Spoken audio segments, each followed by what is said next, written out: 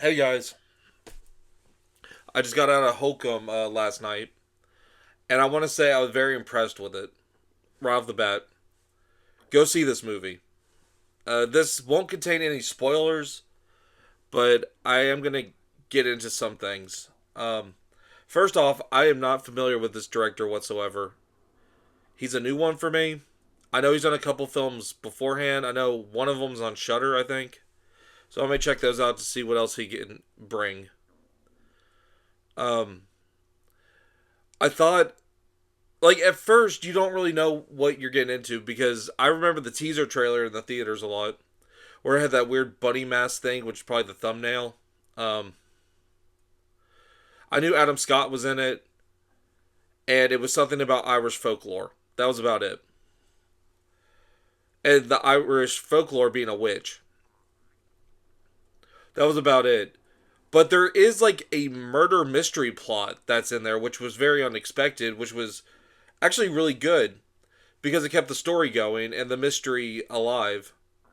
The witch is almost secondary to that, which is odd. Um, the film stars Adam Scott, who he's a writer, and he goes to a hotel in Ireland to spread his parents' ashes. Now, at the very beginning, you're already set up with the witch and the lore of the hotel because one of I think it was the honeymoon suite, is blocked off. Like, no one can go up there because of the folklore of the witch. It's locked, it's sealed, whatever. Adam Scott ends up hanging himself and surviving, but when he comes back 3 weeks later, he realizes the person that helped him disappeared, and now it's a mystery to solve her disappearance. With a witch. I thought it was incredibly well done. Adam Scott did fantastic in the movie. He is a great actor because in everything he's done, he is great at reacting to things in his own Adam Scott way. Now, there is humor in this movie, but it does not derail the scares in it, which is very welcoming. Because I think some people don't know how to balance that, and they put the comedy with the scares, and it doesn't really work unless you're making a splat stick horror comedy. But they balanced it very well, and again, Adam Scott plays this character very well. Um, there is a character in the movie named Jerry. I don't know the actor's name, but he is a standout, and he is a goat. Respect Jerry, because he is the friend you want to have.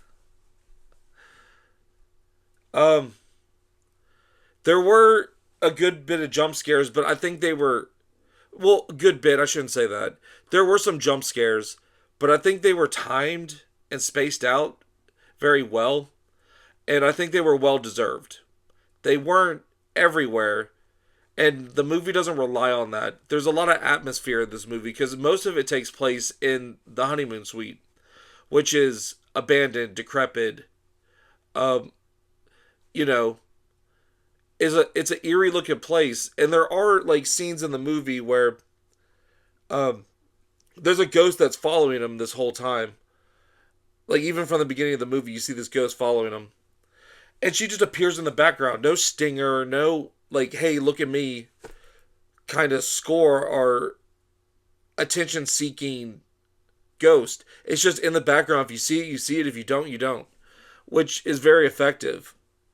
Um,